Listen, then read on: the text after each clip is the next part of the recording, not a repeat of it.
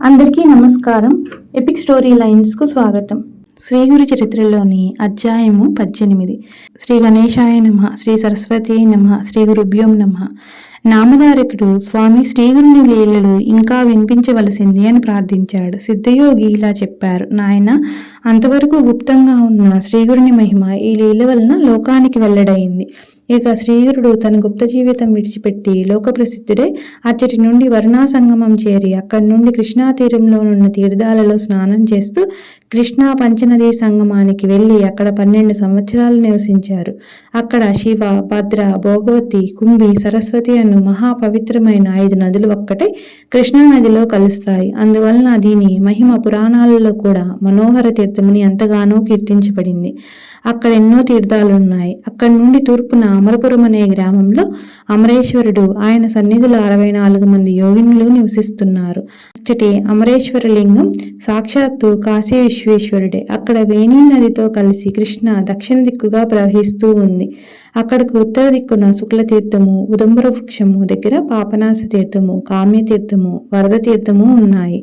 సంగమంలో శక్తి తీర్థము, చామర తీర్థము, కోటి తీర్థము ఉన్నాయి. అవన్నీ అపారమైన మహిమ గలవే. అచ్చటి కృష్ణా పంచగంగలో స్నానం చేస్తే సర్వకార్యాలు నెరవేరుతాయి. అది గొప్ప తీర్థక్షేత్రము. దాని దర్శనం చేతనే అభిష్టాలు నెరవేరుతాయి. అచ్చటి మేడి చెట్టు సాక్షాత్తు కల్పవృక్షము. ఆ క్షేత్ర మహిమను వెల్లడి చేయడానికి శ్రీగురుడు అక్కడ అంతకాలం నివసించారు. ఇదే నేడు నరసోబవాడి లేక నరసింహవాడి అనే క్షేత్రంగా మారింది. శ్రీ నరసింహ సరస్వతి స్వామి ప్రతిరోజు భిక్షకు అమరపురానికి వెళ్తుండేవారు. ఆ గ్రామంలో ఒక నిరుపేద బ్రాహ్మణుడు ఉండేవాడు. అతడు పరమ సాత్వికుడు. కేవలం యాయవారి వృత్తితో జీవిస్తుండేవాడు.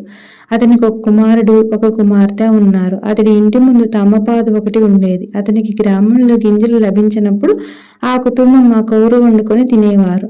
అయినప్పటికీ ఆ బ్రాహ్మణుడు పంచయజ్ఞాలు సక్రమంగా నిర్వర్తిస్తూ అతిథులను తన శక్తి మేరకు సేవిస్తుండేవాడు.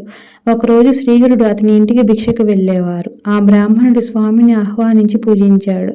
ఆ రోజు ధాన్యం లభించకపోవడం వల్ల వారు తమ ఇంటి ముందున్న తమ్మకాయలు కోసి వండి స్వామికి దాన్నే సమర్పించారు. తర్వాత స్వామి వారింట్లోనే కొద్దిసేపు విశ్రాంతి తీసుకొని, మీ ఆతిథ్యానికి మేమెంతో సంతోషించాము. నేటితో మీ దారిద్ర్యం తీరిపోయింది అని చెప్పి నిండుగా కాచిన ఆ పాదును పీకివేసి దాని కొమ్మలను త్రుంచివేస్తూ త్వరగా వెళ్ళిపోయారు. అది చూచి ఆ ఇల్లాలు ఎంతో దుఃఖించి, అయ్యో స్వామికి ఈరోజు మనం చేసిన అపరాధం ఏమిటి?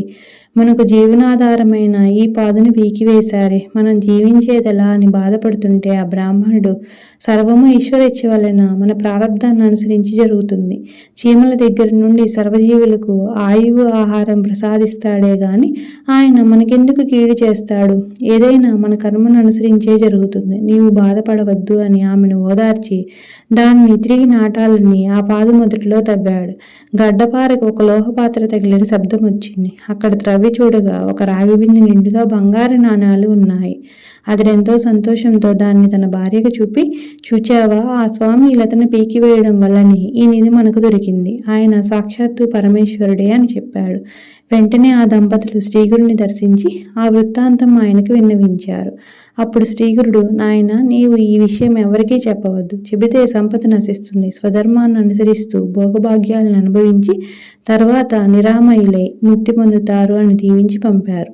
శ్రీ దత్తాయ గురువే నమః. శ్రీ శ్రీపాద శ్రీ వల్లభాయ నమః. శ్రీ నరసింహ సరస్వతియే నమః.